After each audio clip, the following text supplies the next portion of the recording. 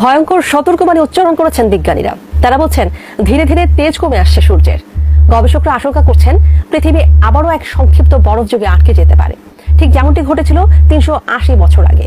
কবে এই ঘটনা ঘটবে, কেনই বা ঘটবে, সে বিষয়ে বিস্তারিত জানাচ্ছেন পলাশ খান। ধীরে ধীরে ঘুমিয়ে যাচ্ছে সূর্য, হারিয়ে ফেলছে তার প্রলয়ঙ্কারী তেজ। এরই সঙ্গে তাল মিলিয়ে ক্রমশ শীতল হয়ে যাচ্ছে আমাদের পৃথিবী।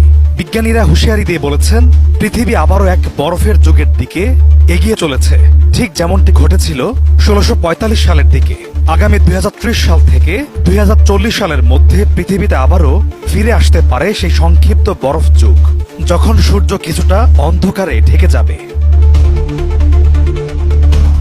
এই প্রসঙ্গে মার্কিন যুক্তরাষ্ট্রের ন্যাশনাল অ্যাস্ট্রোনমির সভায় অধ্যাপক ভ্যালেন্টিনা জারকোভা ও তার গবেষক দল জানিয়েছেন সূর্যের মধ্যে বিপরীতমুখী দুই তরলের বিশাল স্রোত পরস্পরের দিকে ক্রমশ এগিয়ে আসছে।